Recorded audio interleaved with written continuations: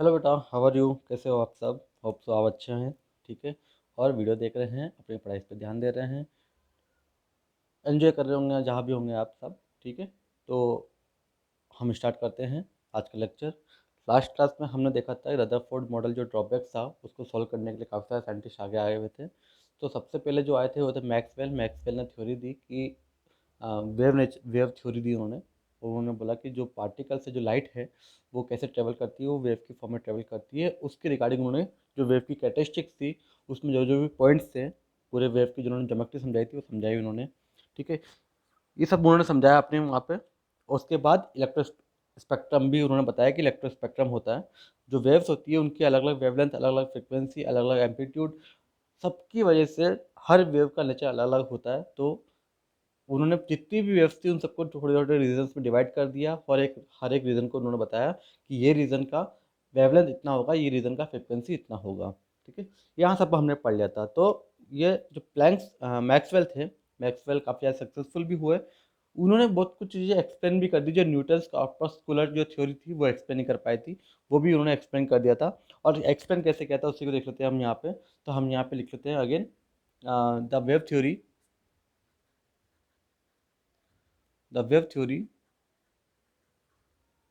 could could successfully explain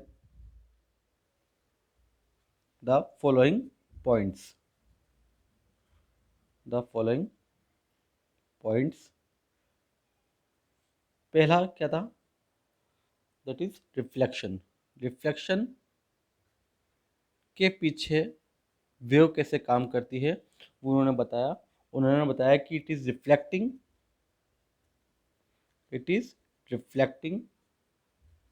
of wave, मतलब कि क्या, किसी भी सरफेस पे स्ट्राइक होकर जो वेव है वो रिफ्लेक्ट हो जाती है, और रिफ्लेक्ट होने की वजह से जो चीज़ इम्पोज हो रही थी वो वापस मिरर के रूप में सामने आ दिखती है हमें। तो रिफ्लेक्शन क्या होता है? रिफ्लेक्शन यही होता है वहाँ पे, क्योंकि वहाँ पे जो वेव्स है वो रिफ्लेक्ट हो रही है वहाँ से, और हमें विजिबल हो रही है। ठीक है। कैसे हो रही है? स्ट्राइकिंग के बाद। तो after striking on some surface. Clear? Second जो उन्होंने पॉइंट्स एक्सप्लेन किया सक्सेसफुली वो था रिफ्रैक्शन। ठीक है। रिफ्रैक्शन में क्या होता है?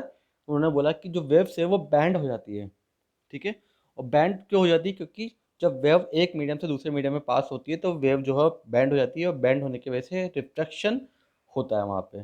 तो ये चीज़ भी उन्होंने वेव के थ्रू एक्सप्लेन कर दी। लिख लेते हैं यहाँ पे अपन, it is a bending of wave. It is bending of wave when it passes from, कहाँ से? One medium to another medium. Clear? Third जो उन्होंने पॉइंट एक्सप्लेन किया वो था डिस्पर्शन।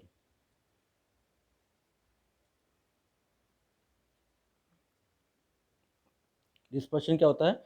जब उन्होंने बोला कि जब डिस्पर्शन कब होगा, जब जो ग्रुप ऑफ वेव्स है वो जब स्प्लिट हो जाएगी डिफरेंट डिफरेंट वेव्स के अंदर, मतलब कि चार वेव्स एक साथ जा रही है और एकदम से वो अलग अलग चार डायरेक्शन में स्प्लिट हो जाए, तो वो जो फिनोमिना होगा उसको बोलेंगे हम dispersion.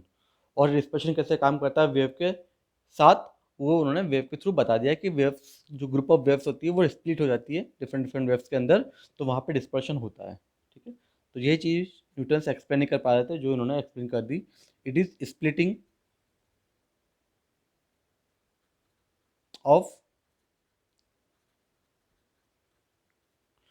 Group of wave into different waves when it passes. कैसे होगी ये? स्प्लिट कैसे होगी, क्योंकि इसको कुछ ना कुछ ऑब्जेक्ट तो चाहिए ही, कहीं ना कुछ ऐसा पॉइंट चाहिए जहाँ पे वो स्प्लिट हो पाए। चलते चलते ऐसा नहीं कि रास्ते में स्प्लिट होगी, चार चार वेव जा रही है, एक स्प्लिट होगी, तीन साथ चल रही है, वो नहीं होगा। तो उन्होंने बोला कि जो स्प्लिट होगी वो कहाँ से कब स्प्लिट होगी, जब वो किससे पास हो, प्रिज्म से पास हो, when it passes through a prism. ठीक है। जो फोर्थ उन्होंने जो पॉइंट एक्सप्लेन किया वो किया उन्होंने डिफ्रैक्शन। ठीक है, डिफ्रैक्शन को भी एक्सप्लेन कर दिया उन्होंने। डिफ्रैक्शन क्या होता है, यहाँ पे भी जो वेव्स होती है वो बैंड हो जाती है, जैसे रिफ्लेक्शन में बैंड होती है वैसे यहाँ पे डिफ्रैक्शन में बैंड होती है। रिफ्रैक्शन में बैंड होती है जब वो मीडियम चेंज करती है, लेकिन डिफ्रैक्शन में बैंड कब होगी वो, जब वो किसी ऑब्स्टेकल से या कॉर्नर से टकराएगी। ठीक है, तो वो बैंड हो जाएगी वहाँ पे, उसी को उन्होंने बोला कि it is a bending of wave, it is bending of wave around, कहाँ पे, कॉर्नर्स पे, और या फिर हम बोल सकते हैं किसी भी ऑब्स्टेकल पे। ठीक है, ये चीज़ हम फिजिक्स में देख चुके थे अच्छे से। डिफ्रैक्शन क्या होता है, यही तो होता है डिफ्रैक्शन, है ना। जब किसी की शेडो आ रही है या फिर रूम में से लाइट आती हुई दिख रही है हमें, तो वो क्यों दिख रही है, क्योंकि डिफ्रैक्शन हो रहा है वहाँ पे, है ना। डिफ्रैक्शन में हमने देखा था कि पेंसिल जो है वो बेंड हो जाती है जब उसको ग्लास, पानी के ग्लास में हम डाल देते हैं, तो रिफ्लेक्शन तो हमें पता ही क्या होता है। ठीक है, तो ये सब चीज़ें वो एक्सप्लेन कर दी थी, लेकिन अभी भी कुछ ऐसे पॉइंट बचे थे, एक और पॉइंट उन्होंने एक्सप्लेन की, पहले वो लिख लेते हैं अपन यहाँ पे। उन्होंने इंटरफेरेंस को भी एक्सप्लेन कर दिया था। ठीक है, इंटरफेरेंस को उन्होंने एक्सप्लेन कैसे किया, कि जो वेव्स होती है वो यहाँ पे कंबाइन हो जाती है। जब टू वेव्स कंबाइन हो जाती है, चाहे वो सेम फ्रिक्वेंसी की हो या डिफरेंट फ्रिक्वेंसी की हो, तो वहाँ पे क्या होता है, इंटरफेरेंस होता है। ठीक है, लिख लेते हैं यहाँ पे अपन, it is a combination of, it is a combination of two waves of same frequency हो या डिफरेंट फ्रिक्वेंसी हो, ऑफ सेम और different frequency to give a wave। ठीक है, तो ये चार पॉइंट वो सक्सेसफुली एक्सप्लेन कर चुके थे यहाँ पे, और ये काफ़ी ज़्यादा फेमस भी हो गए इस चक्कर में वो। और उन्होंने बता भी दिया कि इंटरफेरेंस भी दो टाइप के होते हैं, जो कि क्या क्या होते हैं, कंस्ट्रक्टिव इंटरफेरेंस और डिस्ट्रक्टिव इंटरफेरेंस। इस चीज़ को भी उन्होंने एक्सप्लेन कर दिया सक्सेसफुली। बट अभी भी कुछ पॉइंट ऐसे बचे जो वो एक्सप्लेन नहीं कर पाए। एक तो रदरफोर्ड के वहाँ से ही जो एक ड्रॉबैक चल रहा है, वो ड्रॉबैक को अभी एक्सप्लेन नहीं कर पाए। रदरफोर्ड के दो ड्रॉबैक थे, एक ड्रॉबैक तो उन्होंने एक्सप्लेन कर दिया। ठीक है, लेकिन एक ड्रॉबैक भी वो एक्सप्लेन का कर पाया, अभी तो कुछ एक्सप्लेन नहीं कर पाया, अभी तो कुछ और ही चल रहा है यहाँ पे, उसी को एक्सप्लेन करने के लिए काफ़ी सारी थ्योरीज चल रही है वहाँ पे। ठीक है, तो इस चक्कर में बहुत सारी चीज़ें चलती रही। तो रदरफोर्ड का जो ड्रॉबैक था, वो ड्रॉबैक तो अभी भी कंटिन्यूसली है वहाँ पे, कि इस चीज़ को वो एक्सप्लेन नहीं कर पाए, तो इसलिए और साइंटिस्ट अभी वर्क कर रही हैं यहाँ पे। तो ये फिलहाल हमारा हो गया यहाँ पे, मैक्सवेल थ्योरी कंप्लीट हो गई यहाँ पे, तो इसको फटाफट से नोट कर ले, फिर हम आगे आते हैं जो मैक्सवेल को भी हरा देंगे, मैक्सवेल को भी डिफीट कर देंगे और अपनी कुछ थ्योरी लेके आएंगे। तो वो थ्योरी, जो नई थ्योरी आएंगी, वो भी हम पढ़ेंगे यहाँ पे। जल्दी से इसको नोट डाउन करें, फिर हम आगे बढ़ते हैं। चलिए, तो जो ड्रॉबैक था उनका, वो ड्रॉबैक क्या था कि कुछ ऑब्जर्वेशंस को एक्सप्लेन नहीं कर पाया था, जैसे लिख लेते हैं यहाँ पे अपन, some of the observation which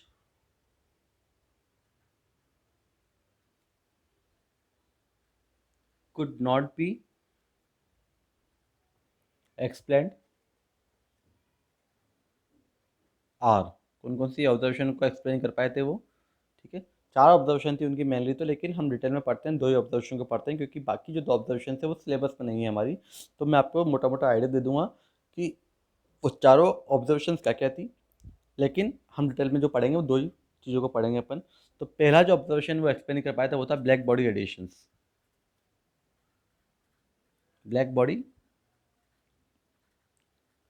radiation को वो एक्सप्लेन नहीं कर पाए थे, मतलब कि जो हॉट बॉडीज़ होती है, जितनी भी हॉट बॉडीज़ होती है, या फिर ठंडी जो बॉडी होती है उसको जब हम गर्म करते हैं तो गर्म करते करते वो अपना कलर चेंज करती है, ठीक है।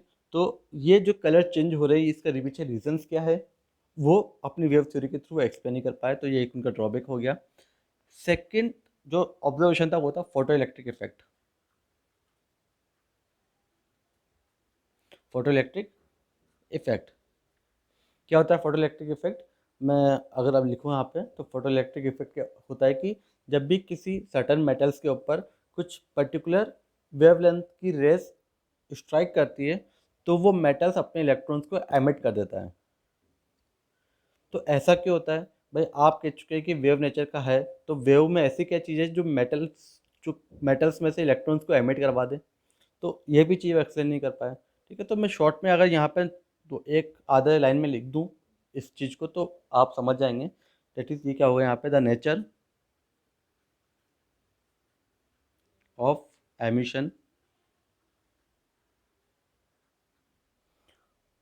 The nature of emission of radiation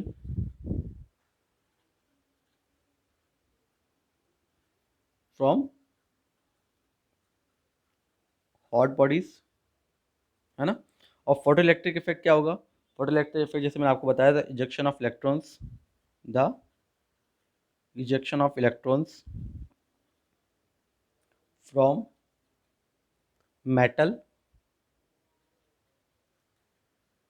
surface when radiation strike on it,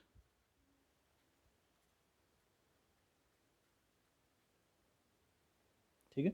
तो ये दो पॉइंट्स को डिटेल में पढ़ने वाले हैं हम, क्योंकि ये सिलेबस में है हमारे।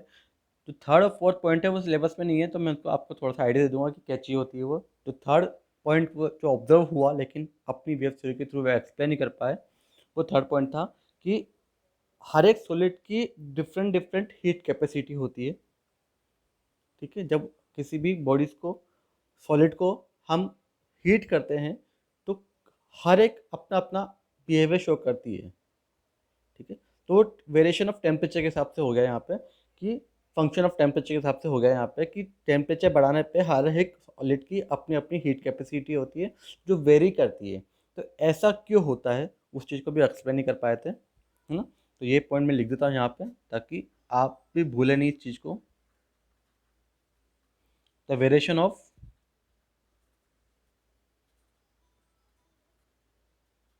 the variation of heat capacity of solids as a function of temperature। और फोर्थ जो पॉइंट था वो तो चला हुआ आ रहा है कब से, रदरफोर्ड से चला हुआ आ रहा है, लाइन स्पेक्ट्रम, वो इसको भी एक्सप्लेन नहीं कर पाए, तो ये भी ड्रॉबैक में आ गया यहाँ पे। लाइन स्पेक्ट्रा ऑफ एटम,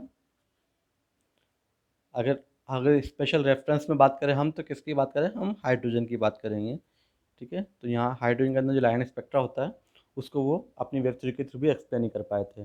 तो काफ़ी कुछ उन्होंने एक्सप्लेन कर दिया, काफ़ी कुछ रह गया, और यही हमेशा चलता रहा है, ठीक है।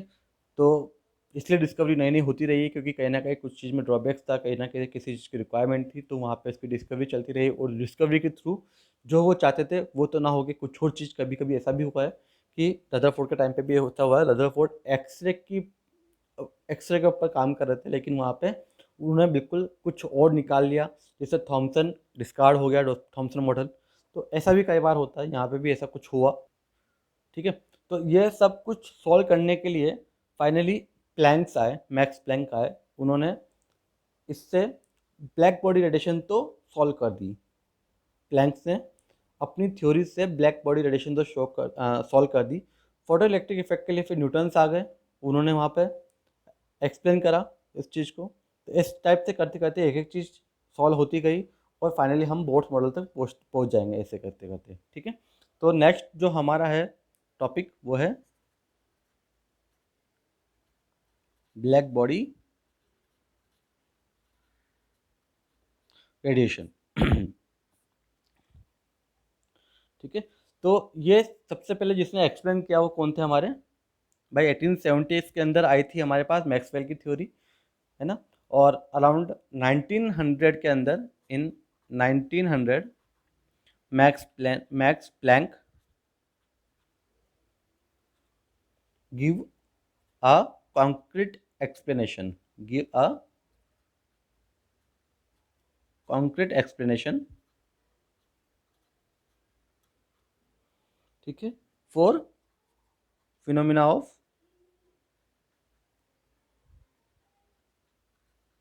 black body radiation.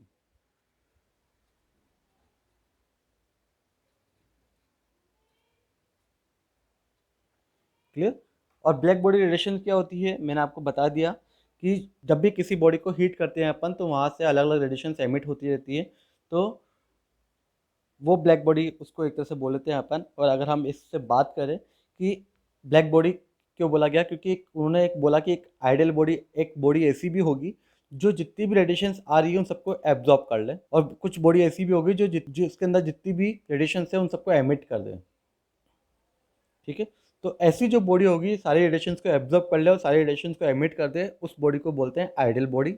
यही चीज़ ब्लैक बॉडी के बारे में अगर हम डेफिनेशन लिखें तो क्या लिखेंगे अपन, an ideal body an ideal body is a perfect absorber और ऑन की जगह हम लिखते हैं यहाँ पे and perfect emitter of radiation, है ना। तो जो ये ऐसी आइडियल बॉडी होगी जो परफेक्ट एब्जॉर्बर भी हो, परफेक्ट एमिटर भी हो, ठीक है, तो ऐसी बॉडी को बोलेंगे हम is called black body. Clear. और जब ऐसी बॉडी रेडिएशंस एमिट करेगी तो उन रेडिएशंस को बोलेंगे अपन ब्लैक बॉडी रेडिएशंस। क्लियर है आपको अच्छे से कि ब्लैक बॉडी रेडिएशंस क्या होती है, ब्लैक बॉडी क्या होती है। तो यहाँ लिख लेते हैं अपन, and the radiations emitted by such body is called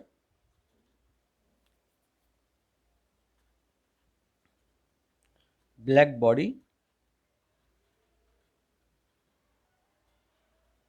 radiation. Clear. तो ये चीज़ हो गई उन्होंने। अब इसको अगर एग्जांपल के थ्रू मैं समझाऊँ आपको, तो जब आयरन रोड लेते हैं अपन, तो आयरन रोड को जब हम हीट करते हैं, ठीक है, तो वो आयरन रोड को हीट करने पे क्या होता है, वो थोड़ा सा रेड कलर का होने लग जाता है आयरन रोड हमारा। तो पहले स्टार्टिंग में होता है वो डल रेड कलर का होता है, लेकिन और ज़्यादा हीट करते हैं जब हम उसको, तो वो ब्राइट रेड कलर में कन्वर्ट हो जाता है। और ज़्यादा उसको हीट करेंगे तो वो वाइट कलर का हो जाता है, और ज़्यादा हीट करेंगे तो वो ब्लू कलर का हो जाता है। ठीक है, मतलब कि क्या हो रहा है, जैसे जैसे हम टेम्परेचर चेंज करते जा रहे हैं, वैसे जैसे जैसे हम टेम्परेचर बढ़ाते जा रहे हैं, वैसे वैसे उनका कलर चेंज होता जाता है। आप इलेक्ट्रोमैग्नेटिक स्पेक्ट्रम तो आप देख ही चुके हैं, है ना। तो अगर मैं फ्रिक्वेंसी की टर्म में बात करूँ तो क्या होगा यहाँ पे कि जैसे हमने टेम्परेचर बढ़ाया तो डल रेड कलर आया, ओ बढ़ाया तो ब्राइट रेड कलर आया, ओ बढ़ाया तो ब्लू कलर का आया। मतलब कि जो रेड कलर है वो कहाँ पे होता है, लो फ्रिक्वेंसी होती है उसकी in compare to blue colour. तो जब जैसे जैसे हम टेम्परेचर बढ़ा रहे हैं वैसे वैसे फ्रिक्वेंसी जो है वो लो से हाई होती जा रही है। ठीक है, तो इस टाइप से उन्होंने कुछ ना कुछ चीज़ें सोचते रहे वो, और कुछ ना कुछ वो करते रहे, और वहाँ से उन्होंने पता करा कि जो फ्रिक्वेंसी डिस्ट्रीब्यूशन है, ठीक है, फ्रिक्वेंसी डिस्ट्रीब्यूशन है ब्लैक बॉडी के अंदर, वो कंप्लीटली डिपेंड किस पे करेगी, टेम्परेचर पे डिपेंड करेगी। बात क्लियर है आपको, वो कंप्लीटली किस पे डिपेंड करेगी, टेम्परेचर पे डिपेंड करेगी, क्योंकि ब्लैक बॉडी रेडिएशन को एक्सप्लेन कर रहे थे वो, इसलिए उन्होंने पूरी चीज़ बताई फ्रिक्वेंसी के थ्रू, वेवलेंथ के थ्रू, इंटेंसिटी के थ्रू। तो फ्रिक्वेंसी के थ्रू उन्होंने ऐसे एक्सप्लेन कर दिया, और इंटेंसिटी के थ्रू उन्होंने जब एक्सप्लेन किया तो उन्होंने बोला कि किसी भी गिवन टेम्परेचर पे जब इंटेंसिटी बढ़ेगी तो वेवलेंथ डिक्रीज होगी वहाँ पे। उसके लिए उन्होंने बकायदा एक ग्राफ भी दिया। ठीक है, वो ग्राफ में आपको रफ में अगर समझाऊँ तो वो ग्राफ कैसा होगा, वो उन्होंने ग्राफ जैसे प्लॉट किया यहाँ पे, ये इंटेंसिटी का मान लो आप, और ये वेवलेंथ का मान लो। ठीक है, यहाँ पे वेवलेंथ, के हिसाब से देख लेते हैं हम यहाँ पे। तो इधर वेवलेंथ कम है, मतलब यहाँ मान लेता हूँ मैं कि 1000 नैनोमीटर है, तो इधर कितनी है 3000 नैनोमीटर है। 1000 नैनोमीटर बड़ी है, 3000 नैनोमीटर कम है। डेट मीन्स कि लेफ्ट राइट जाने पे हम क्या हो रहा है, वेवलेंथ हमारी कम हो रही है। तो उन्होंने बोला कि किसी भी गिवन टेम्परेचर पे जब इंटेंसिटी बढ़ाएंगे तो वेवलेंथ उसकी कम होगी। कैसे? ये बड़ी यहाँ पे वेवलेंथ, और सॉरी इंटेंसिटी बढ़ाई हमने, वेवलेंथ जैसे जैसे इंटेंसिटी बढ़ाते जा रहे हैं वैसे वैसे वेवलेंथ कम होती जा रही है। और एक पॉइंट ऐसा आएगा जब वो मैक्सिमम लेवल पे होगी, ठीक है, मैक्सिमम लेवल पे, सॉरी मैक्सिमम लेवल पे होगी वेवलेंथ जो होगी, वो मैक्सिमम लेवल पे होगी, उससे ज़्यादा लेवल नहीं जा पाएगा उसका। फिर आफ्टर सर्टेन टाइम उसका लेवल वापस कम होने लग जाएगा, ठीक है। और अगर टेम्परेचर के रेशियो में बात कर रहे हैं अगर आप, तो of course T2 greater than T1 ले लेता हूँ मैं, तो ये हो गया T2। तो अगर आप टेम्परेचर कम कर दूंगा मैं, तो यहाँ पे भी वेरिएशन होएगा। कैसा आएगा वेरिएशन? तो इंटेंसिटी ऑफ वेवलेंथ के हिसाब से भी उन्होंने बताया कि क्या होता है, और फ्रिक्वेंसी के हिसाब से भी उन्होंने बताया कि जैसे जैसे मैं टेम्परेचर बढ़ाऊंगा वैसे वैसे फ्रिक्वेंसी भी वहाँ बढ़ेगी। और अगर इंटेंसिटी ऑफ वेवलेंथ की बात करूँ तो एट ए सर्टेन टेम्परेचर क्या होगा, इंटेंसिटी जो है वो बढ़ेगी और वेवलेंथ जो है वो डिक्रीज होगी, ठीक है। और ऐसा होने पे एक लेवल आएगा जो मैक्सिमम लेवल होगा उस वेवलेंथ का, ठीक है, और उसके बाद वापस वेवलेंथ जो है वो डिक्रीज होना स्टार्ट हो जाएगी। तो इस टाइप से उन्होंने ग्राफ के थ्रू भी बता दिया ये बात। और ये सारे एक्सपेरिमेंट जब उन्होंने करे, और एक्सपेरिमेंट करने के बाद उन्होंने फाइनली ये कहा कि भाई जो मैक्सवेल की थ्योरी थी, वो मेरे जो एक्सपेरिमेंट जो हो रहे हैं, इस एक्सपेरिमेंट के थ्रू मैक्सवेल की थ्योरी तो कहीं भी मैच नहीं हो रही। यहाँ पे वेव्स का जो काम होना चाहिए था, वेव्स का काम हो नहीं रहा है यहाँ पे तो अलग ही वेरिएशन नज़र आ रहा है। भाई फ्रिक्वेंसी के हिसाब से फ्रिक्वेंसी बढ़ रही है, टेम्परेचर बढ़ा रहा हूँ, तो वेव उन्होंने जब थ्योरी दी थी मैक्सवेल ने, वहाँ पे टेम्परेचर के हिसाब से उन्होंने कुछ जिक्र नहीं किया। तो ये जो थ्योरी थी हमारी मैक्सवेल की, वो थ्योरी तो वहाँ पे एक्सप्लेन नहीं कर पाए उस थ्योरी के हिसाब से। तो उन्होंने अपने कुछ पॉइंट्स बताए, ठीक है। वो पॉइंट्स क्या थे वो लिख लेंगे अपन। सबसे पहले इसको नोट डाउन कर लें, समझ में आया होगा होप सो आपको ये पूरा कंसेप्ट, है ना। फिर हम आगे बढ़ते हैं। तो चलिए हम अजम्पशन लिख लेते हैं उनके कि मैक्स प्लैंक जो थे उन्होंने क्या क्या अजम्पशंस किए कि क्या क्या होता होगा जब ऐसा कुछ वहाँ पे वेरिएशन आता है, जब हम टेम्परेचर बढ़ाते हैं तो ब्लैक बॉडी के अंदर क्या क्या चीज़ होती है। तो उन्होंने सब कुछ उन्होंने पहले देखा, उसके बाद में अपनी एक थ्योरी दी। वो थ्योरी के अंदर जो अजम्पशन थे उनके, उनका जो मानना था वो था, यहाँ पे लिख लेते हैं अपन the assumptions.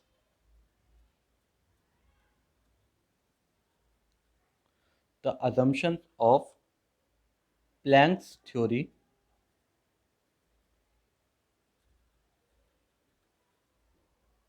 Are,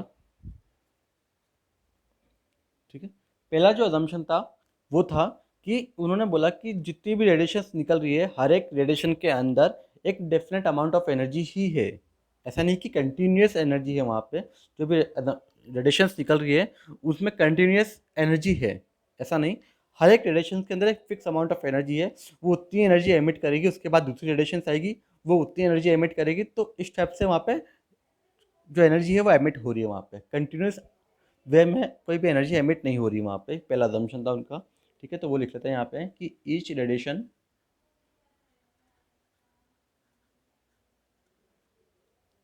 is always is is always associated with a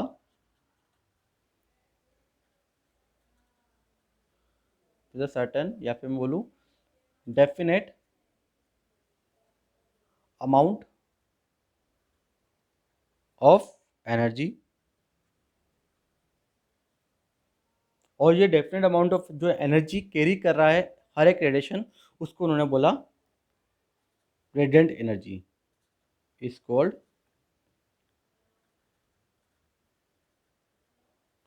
radiant energy. Clear? तो ये बिल्कुल डिफरेंट पाथ पे चले गए। जो मैक्सवेल ने कहा था वहाँ से तो बिल्कुल ही डिफरेंट डिफरेंट बातें बोल रहे थे ये, ठीक है। और कई बात सही भी थी, क्योंकि उन्होंने जो ऑब्जर्वेशन किया उस ऑब्जर्वेशन के हिसाब से उन्होंने अपने पॉइंट बोले कि यार ये ऑब्जर्वेशंस के हिसाब से जो प्लैंक की थ्योरी है वो सूट नहीं हो रही, ठीक है।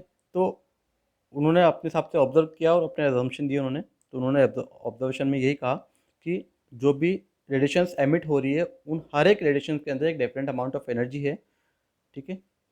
वही different amount of energy emit होगी और उस डिफरेंट अमाउंट ऑफ एनर्जी को उन्होंने नाम दे दिया रेडिएंट एनर्जी, ठीक है। और दूसरी बात उन्होंने ये बोली कि जो रेडिएंट एनर्जी है जो कि डेफिनेट अमाउंट में है वो कंटिन्यूस एमिट नहीं हो रही, वो डिस्क्रिट वे में एमिट हो रही है, ठीक है। किस वे में एमिट हो रही है? डिस्क्रिट वे में, मतलब कि डिसकंटिन्यूस वे में एमिट हो रही है, वहाँ पे कंटिन्यूस वे में एमिट नहीं हो रही। और ये स्मॉल पैकेट्स की तरह हैं, ठीक है। स्मॉल पैकेट्स की तरह हैं, मतलब कि एक स्मॉल स्मॉल पैकेट्स है जिस पैकेट्स के अंदर एनर्जी स्टोर है।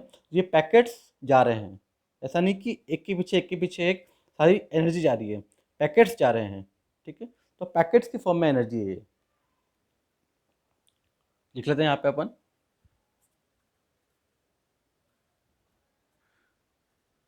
ग्रेडियंट एनर्जी इज एमिटेड,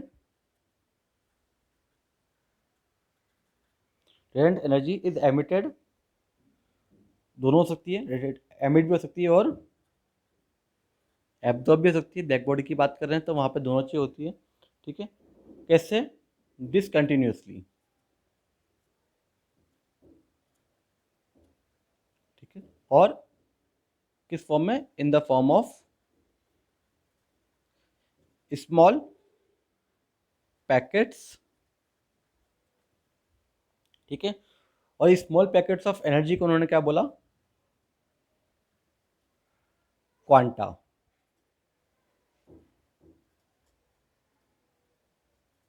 ठीक है। तो ये बोला कि क्वांटा से ही क्वांटास एमिट होते हैं जो एब्जॉर्ब होते हैं डिसकंटिन्यूस वे में, कंटिन्यूस वे में नहीं होते, ठीक है। और थर्ड जो अजम्पशन था उनका, उन्होंने बोला कि जो क्वांटा है उसके अंदर जो एनर्जी है वो एनर्जी उस रेडिएशन की फ्रिक्वेंसी के प्रोपोर्शनल है। जो रेडिएशंस एमिट हो रही है उस रेडिएशंस के अंदर जो एनर्जी है वो एनर्जी डायरेक्टली प्रोपोर्शनल किसके हैं? फ्रिक्वेंसी के। अगर ज़्यादा फ्रिक्वेंसी के रेडिएशंस आ रही है तो उसके अंदर ज़्यादा अमाउंट ऑफ एनर्जी होगी, मतलब कि अगर ज़्यादा फ्रिक्वेंसी की रेज आ रही है तो उस फ्रिक्वेंसी के अंदर एनर्जी भी ज़्यादा ही होगी। तभी तो जो आयरन की रोड थी उसका टेम्परेचर जब कम था तो वहाँ पे कम एनर्जी थी, जैसे जैसे टेम्परेचर बढ़ा तो वहाँ पे एनर्जी बढ़ती गई। और कम एनर्जी थी स्टार्टिंग में जब टेम्परेचर कम था तो वहाँ पे लो फ्रिक्वेंसी की कलर दिख रहे थे हमें, लो फ्रिक्वेंसी का रेड कलर दिख रहा था। जैसे हमने टेम्परेचर बढ़ाया तो एनर्जी बढ़ गई, एनर्जी बढ़ गई तो वहाँ पे अब ब्लू कलर दिखने लग गया हमें, ठीक है। तो इस वे में उन्होंने बोल दिया कि जो एनर्जी है वो क्या है? डायरेक्टली प्रोपोर्शनल है किसके? फ्रिक्वेंसी के। बात क्लियर? तो लिख लेते हैं अपन, the amount of energy associated with a quantum of radiation which is क्या? Directly proportional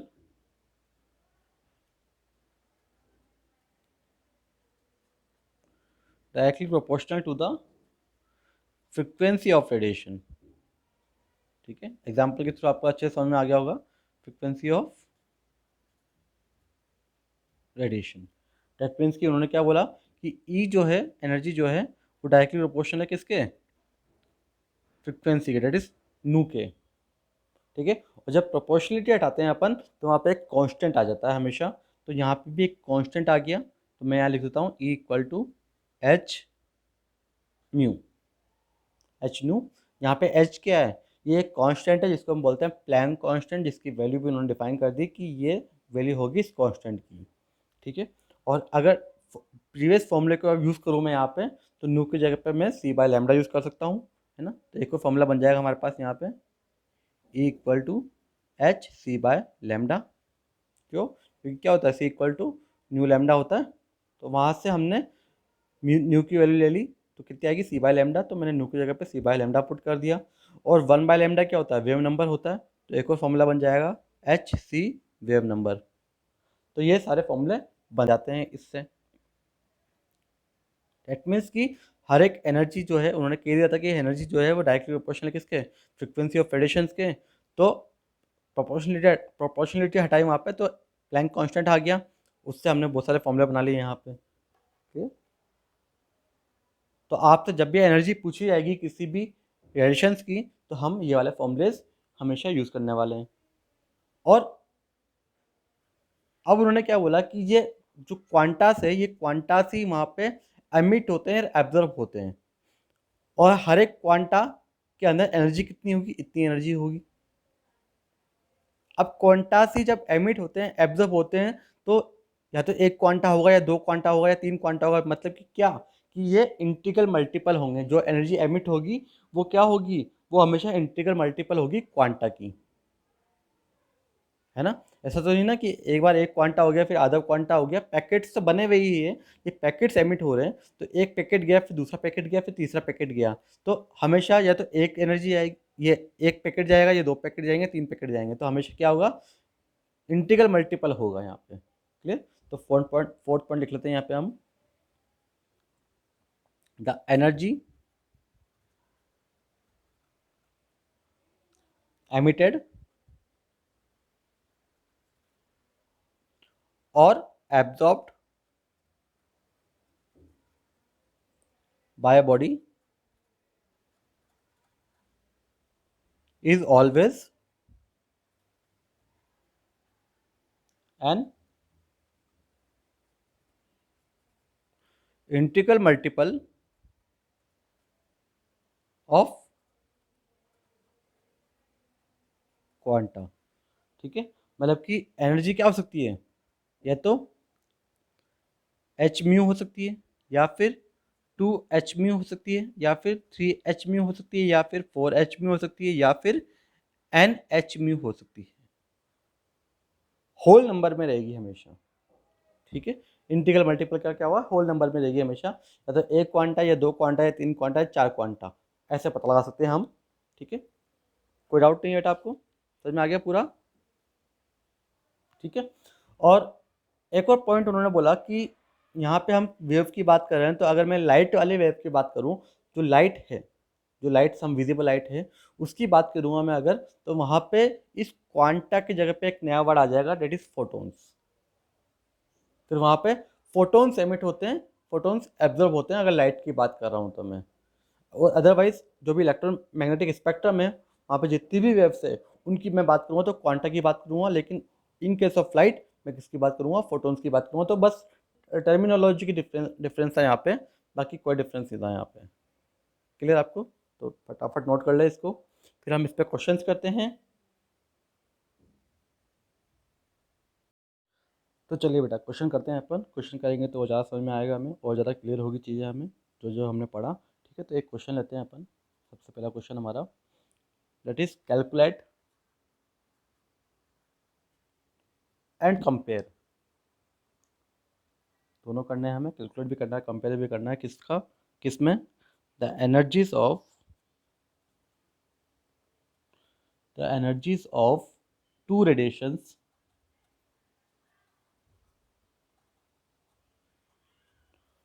radiation.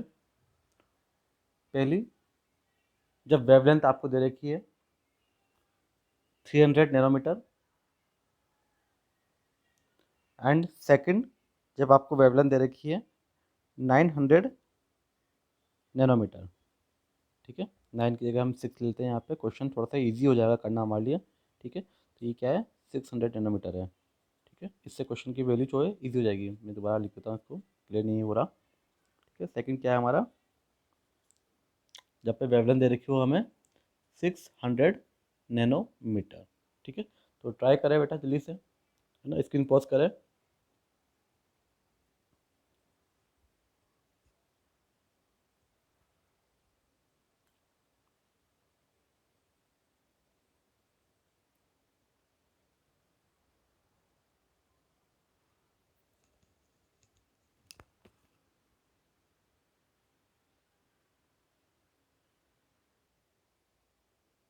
चलिए तो मैं सॉल्व करता हूँ उसको अब, है ना। सॉल्यूशन ले लेते हैं हम यहाँ पे। सॉल्यूशन क्या होगा यहाँ पे हमारा, क्या पूछा है हमसे, एनर्जी पूछी है। तो सबसे पहले हम क्या करेंगे, एनर्जी का फॉर्मूला लगा देंगे। एनर्जी का फॉर्मूला क्या होता है हमारे पास, E equal to h mu, और यहाँ पे वेवलेंथ दे रखी तो हम दूसरा वाला फॉर्मूला लगाएंगे एच सी बाय लेमडा। ठीक है, लगा दिया हम फॉर्मूला। पहला अगर हम बात करें, इसकी बात करें, इसकी एनर्जी निकाले अगर हम, तो क्या होगा हमारा, ई इक्वल टू एच की वैल्यू क्या होती है, 6 पॉइंट, बताइएगा एच की वैल्यू क्या होती है, 6.626 मल्टीप्लाई बाय 10⁻⁻34 मल्टीप्लाई बाय सी की value 3 × 10⁻8 upon lambda, that is कितना हो गया हमारे पास, 300 × 10⁻⁹। ठीक है, फर्दर सॉल्व करते हैं इसको अगर अपन, तो यहाँ से सॉल्व कर लेता हूँ मैं। इस पे से हमारे पास ए इक्वल टू कितना हो गया, 6.626, जितनी भी पावर है हमारे पास उसको एक्स्ट्रा ले लेता हूँ मैं, है ना। ये 3 से यहाँ 3 कैंसिल हो जाएगा, 2 पावर बचेगी यहाँ पे, तो लिख देता हूँ मैं यहाँ पे इंटू 10⁻⁻34 प्लस ये पावर है हमारे पास, ये 3 से 3 तो कैंसिल हो ही गया, 8 अपॉन, अब क्या बचा यहाँ पे, 10⁻2 बची, ये वाली 2 जीरो आए, 10⁻2 लिख दिया मैंने यहाँ पे, और ये बचा हमारे पास 10⁻⁹ सारी पावर एक्स्ट्रा ले लेते हैं हम। 6.626 multiply by 10⁻⁻34 plus 8 plus 9 minus 2, solve करेंगे हम तो ये कितना हो जाएगा, 34 36 माइनस 36 प्लस 17 19, 6.626 इंटू 10⁻⁻19। ठीक है, एनर्जी की बात कर रहा है ये, तो हमारा आंसर जो आएगा वो आएगा जूल के अंदर।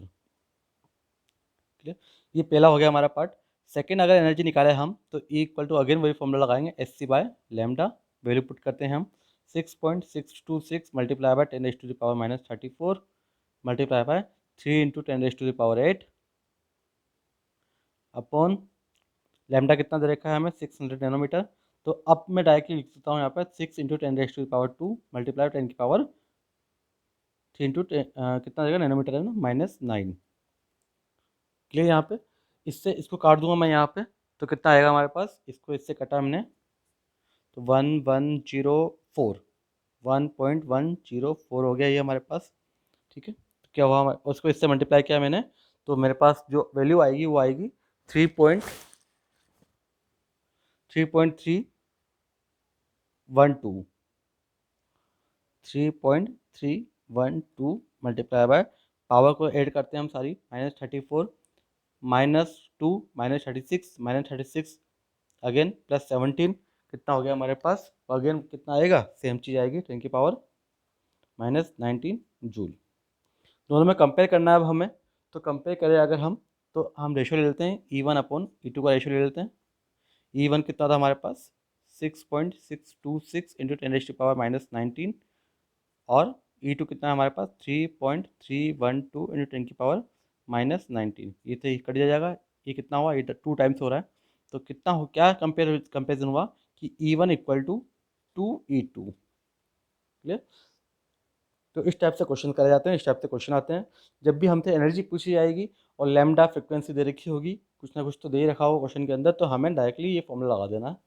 क्लियर, एक और क्वेश्चन करते हैं अपन यहाँ पे। ठीक है, क्वेश्चन है हमारे पास, an electromagnetic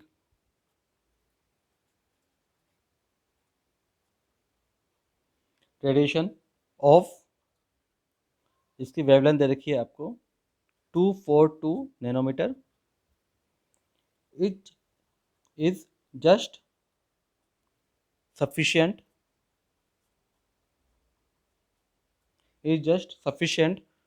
to ionize a sodium atom।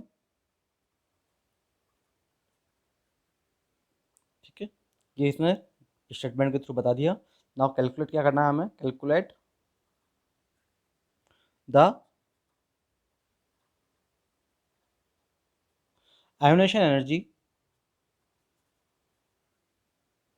Of sodium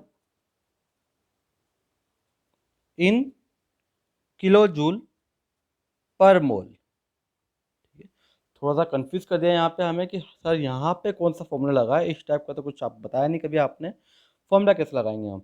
तो बात कर रहा है ये एनर्जी की, और आपको वेवलेंथ दे रखी, कौन सी एनर्जी की बात कर रहा है, आयोनाइजेशन एनर्जी की, लेकिन कर किसकी रहा है, एनर्जी की बात कर रहा है। और लैम्डा दे दिया आपको, दैट मीन्स की वेवलेंथ दे दिया आपको, तो कंफ्यूज होने वाली कुछ भी बात नहीं है।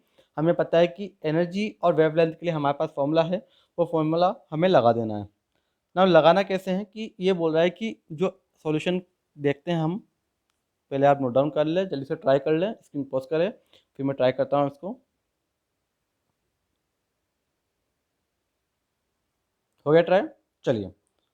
तो एनर्जी दे रखी है यहाँ पे कितने की, 242 नैनोमीटर के लिए एनर्जी निकालनी है हमें।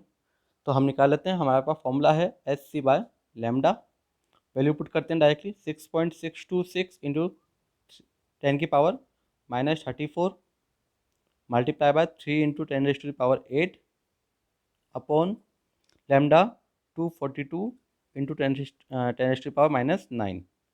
ठीक है, इसको सॉल्व करेंगे हम, और जब सॉल्व करेंगे इसको, मैंने ऑलरेडी सॉल्व कर लिया इसको, तो सॉल्व करेंगे तो आंसर आएगा हमारे पास 8.21 इंटू 10⁻⁻19 जूल।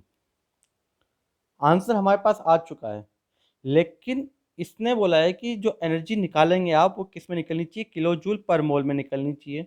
तो इसको जूल से किलो जूल में तो मैं कन्वर्ट कर लूँ, लेकिन मोल कहाँ से लाऊं मैं। तो ये जो एनर्जी आई वो किसकी आई, वो एक सोडियम एटम की आई।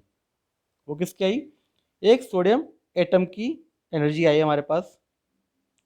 ठीक है, दैट मीन्स मैं लिख दूं यहाँ पे पहले, वो 1 atom of Na require 8.21 into 10⁻⁻19 joule for, किसके लिए, आयोनाइजेशन के लिए। ये एक एटम Na को रिक्वायर्ड है इतनी एनर्जी, और हमसे पूछा है मोल, और एक मोल के अंदर कितने एटम्स होते हैं, वेरी गुड, 6.023 इंटू 10⁻23 एटम्स होते हैं, atom of Na for ionisation energy.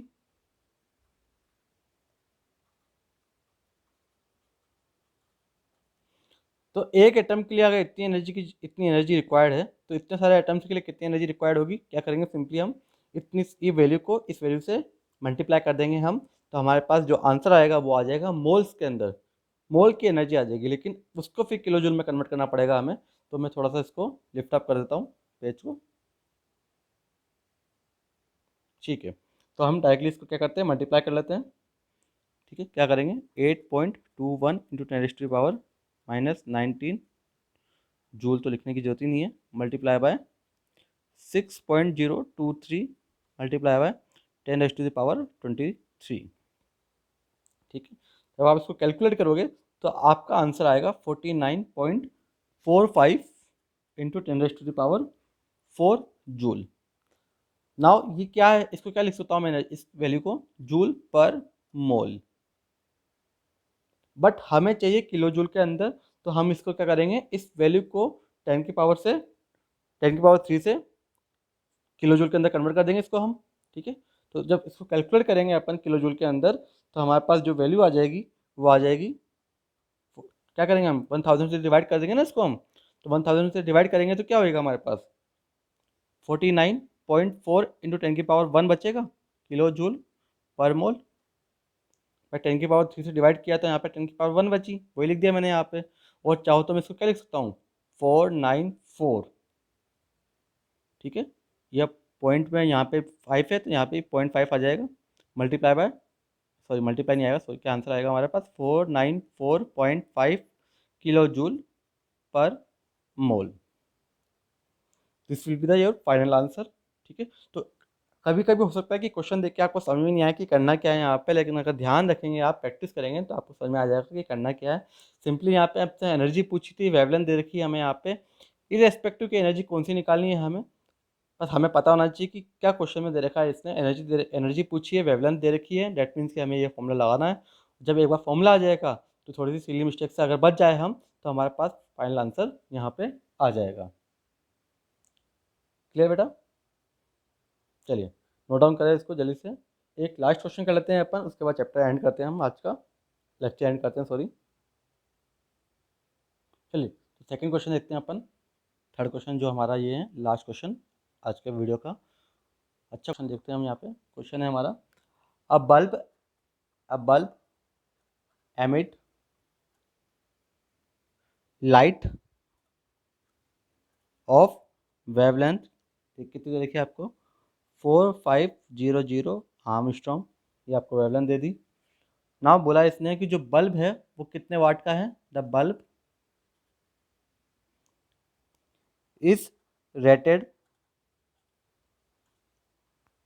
The bulb is rated as 150 watt, ठीक है। बट यहाँ पे कंडीशन उसने दे दी, and 8% of the energy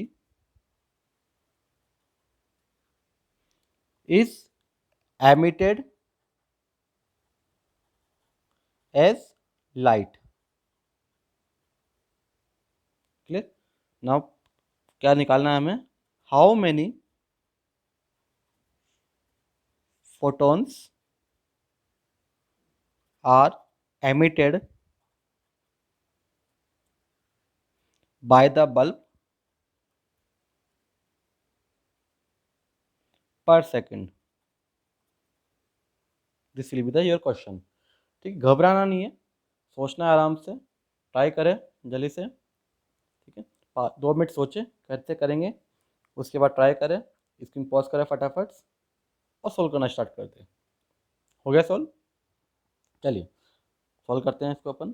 solution, now क्या बोला है इसने कि जो बल्ब है उसमें से जो लाइट एमिट हो रही है इसकी वेवलेंथ इतनी है, 150 वाट का बल्ब है, जिसमें से केवल 8% एनर्जी ही एमिट हो पाती है लाइट की तरह। मतलब इतने सारा वाट वाट का जो बल्ब है उसमें से केवल 8% एनर्जी ही लाइट की तरह एमिट हो पाती है। तो कितने फोटोन्स पर सेकंड एमिट हो रहे हैं बल्ब में से, कैसे करेंगे अपन यहाँ पे। तो सबसे पहले हम देखें कि कितनी एनर्जी एमिट कर रहा है ये बल्ब, है ना। तो ये 150 वाट का बल्ब है। 1 वाट जो है वो 1 जूल एनर्जी एमिट करता है। 150 watt bulb emit 150 joule of energy, ठीक है, पर सेकंड। तो ये क्लियर हो गया हमें यहाँ पे कि जो 1 वाट 1 जूल एनर्जी एमिट करेगा तो 150 वाट जो है वो 150 जूल एनर्जी एमिट करेगा। तो हमारे पास जो है वो एनर्जी तो आ गई, है ना। एनर्जी आ गई हमारे पास, कितनी एनर्जी एमिट करेगा ये बल्ब, 150 जूल एनर्जी एमिट करेगा। लेकिन इसमें से 8% एनर्जी ही लाइट की तरह एमिट हो रही है, और लाइट के अंदर ही फोटॉन्स होते हैं। तो जो लाइट की तरह एमिट हो रही है वहाँ से हमें फोटॉन्स निकालने हैं। तो हमें पहले पता होना चाहिए कि लाइट के थ्रू कितनी एनर्जी आ रही है। 8% एनर्जी आ रही है ना यहाँ पे, तो यहाँ पे निकालते हैं अपन यहाँ की the energy emit by the bulb as light.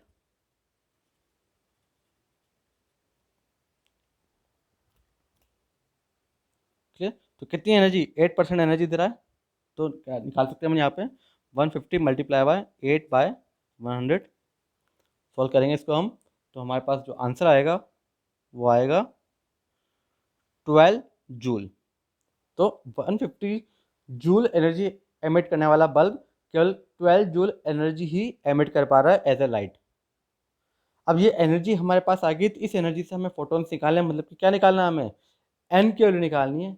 हमारे पास जो फॉर्मूला था वहाँ पे एन क्या था, इंटीग्रल मल्टीपल ऑफ फोटोन्स या integral multiple of energy, packets, quanta, है ना।